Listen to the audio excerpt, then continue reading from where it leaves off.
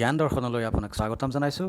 আজি আমি নতুন ভিডিঅ'ৰে আপোনালোকৰ সন্মুখত আহি উপস্থিত হৈছোঁহি। আলোচনাৰ বিষয়ে কাৰেণ্ট এফেয়াৰ্ছ 2019। আহকচোন ভিডিঅ'টি আৰম্ভ কৰোঁ। প্ৰথম প্ৰশ্ন, which IIT institute install India's first 5G radio' laboratory? Answer, IIT Delhi. It will help curb the emittance of radiation harmful to our health and will allow less radio interference for better communication.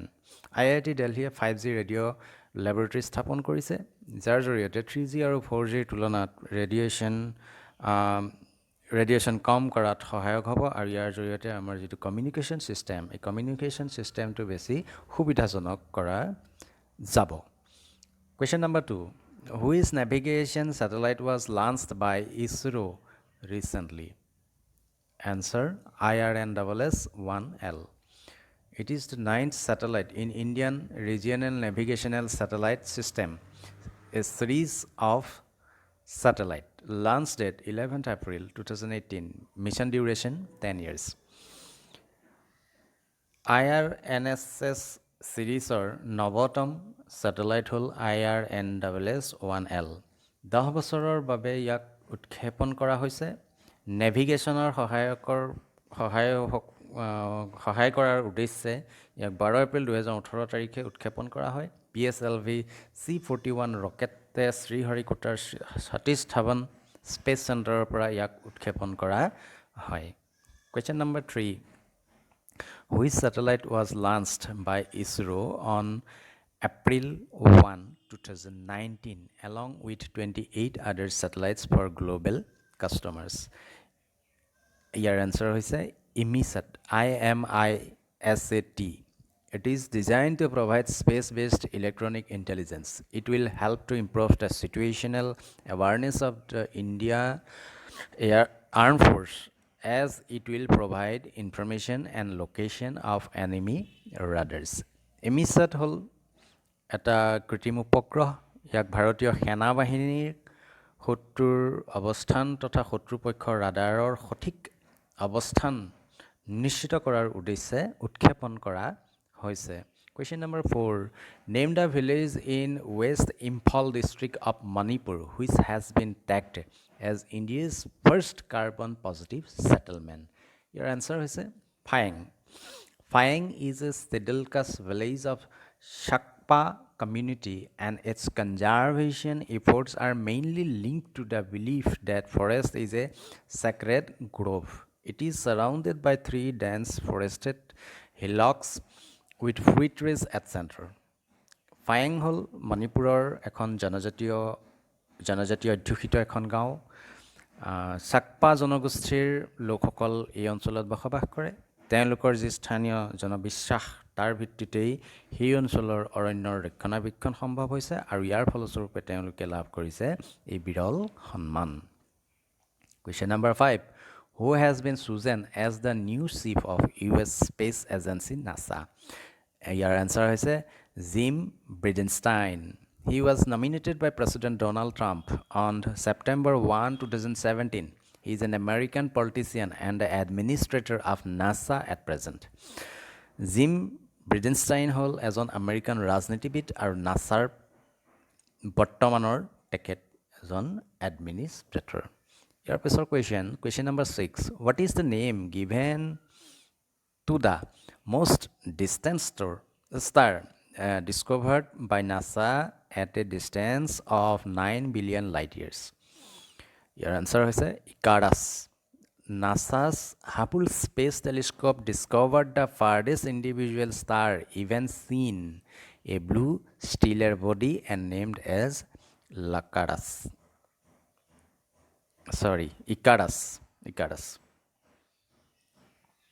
Icarus হ'ল Hubble টেলিস্কোপৰ দ্বাৰা আৱিষ্কৃত আটাইতকৈ দূৰৱৰ্তী এটা তৰা, star.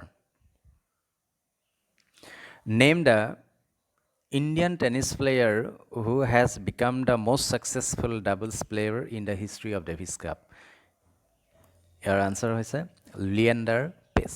He recorded his 43rd win by pairing with Rohan Bopanna against China on 7th April 2018.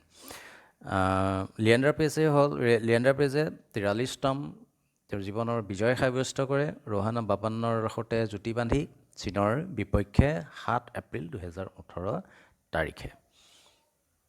What is the name of the Indian badminton player who has ranked number 1 position by the World Badminton Federation? Your answer is Kidambi Srikanth. He became the second Indian after Saina Nehwal. Kidambi Srinath হ'ল বিশ্বৰ badminton ফেডাৰেশ্যনৰ দ্বাৰা প্ৰথম ৰেংকপ্ৰাপ্ত দ্বিতীয় ভাৰতীয় আৰু প্ৰথম ভাৰতীয় আছিল Saina Nehwal. Question number 9. In which state India's first high-speed electric locomotive was launched? Your answer is Bihar. With this, India is included in an elite list countries including Russia, China, Germany, and Sweden that have electric locomotive of 12,000 horsepower and above. Till this, India had electric engine of 6,000 horsepower. Its maximum speed is 110 km per hour. It was launched by PM Narendra Modi in Madhepura, Bihar on 10th April 2018. Russia, China, Germany আৰু ছুইডেনৰ পাছত 12,000 horse power ক্ষমতাসম্পন্ন electric ৰেলৰ অধিকাৰী হয় ভাৰত। ইয়াৰ আগতে ভাৰতত rail ইঞ্জিনৰ সৰ্বোচ্চ ক্ষমতা আছিলে 6,000 হৰ্চ পাৱাৰ। এই 12,000 হৰ্চ পাৱাৰৰ যি নতুন হাই স্পীড ইলেক্ট্ৰিক লোকোমোটিভ বিহাৰত লঞ্চ কৰা হ'ল, ইয়াৰ মেক্সিমাম স্পীড হৈছে 110 km per hour. ইয়াক প্ৰধানমন্ত্ৰী নৰেন্দ্ৰ মোদীৰ দ্বাৰা 10 এপ্ৰিল 2018 তাৰিখে লঞ্চ কৰা হয়। Question number 10. What is the name of the railway station which has become the first in India to be awarded ISO certification ISO 1401:2015 by the National Green Tribunal?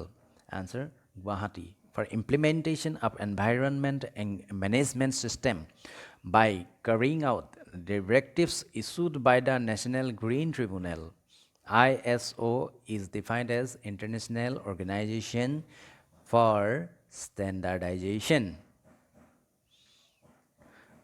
It is an international non-government body which consists of 162 member countries and provides standards in terms of quality, safety, and efficiency of products and services provided by businesses. ISO 1401 is related to environment management. National Green Tribunalৰ দ্বাৰা নিৰ্ধাৰিত নিৰ্দেশনাৰ কাৰ্যকৰীকৰণৰ বাবে Guwahati rail ষ্টেচনে ISO 1401 স্বীকৃতি certification লাভ কৰিছে। ISO international organisation for ষ্টেণ্ডাৰ্ডাইজেশ্যন ইয়াক certification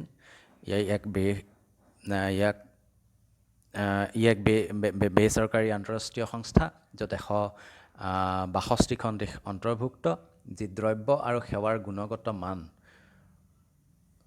সুৰক্ষা, দক্ষতা আদিৰ মান প্ৰদান কৰে।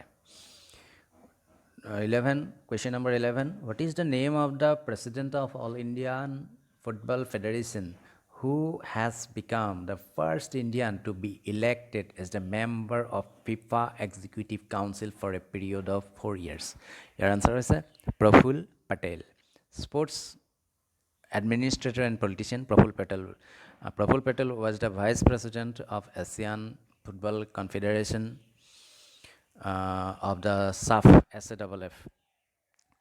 which is South Asian Football Federation. Praful Patel তেখেত আছিল এছিয়ান ফুটবল কনফেডাৰেশ্যনৰ প্ৰাক্তন উপসভাপতি তথা এজন বিশিষ্ট ৰাজনীতিবিদ। Question number 12. Who was the captain of the Indian squad for the ICC World Cup 2019? Answer: Virat Kohli. It was the 12th Cricket World Cup hosted between 30 May to 14 July across 11 venues in England and Wales. 10 teams participated. England became the champion and New Zealand was the runners-up.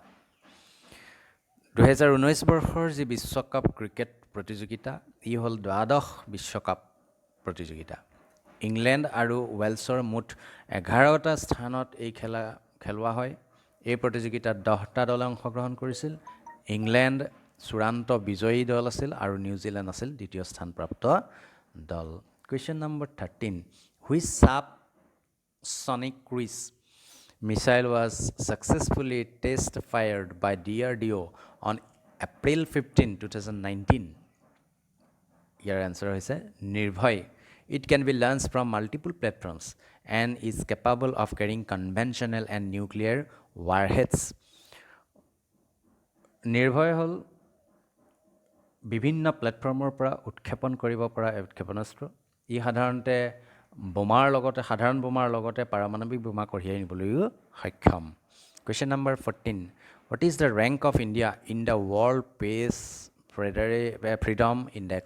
What is the rank of India in the World Press Freedom Index? Answer 140th. India's rank dropped down 2 points to 140 from 138 in 2018. পূৰ্বৰ অৰ্থাৎ 2018 বৰ্ষৰ 138তম স্থানৰ পৰা অৱনমিত হৈ বৰ্তমান 140 নং স্থান লাভ কৰিছে ভাৰতে এই ৱৰ্ল্ড প্ৰেছ ফ্ৰীডম ইনডেক্স ই সংবাদ ক্ষেত্ৰৰ স্বাধীনতা তথা সুৰক্ষাৰ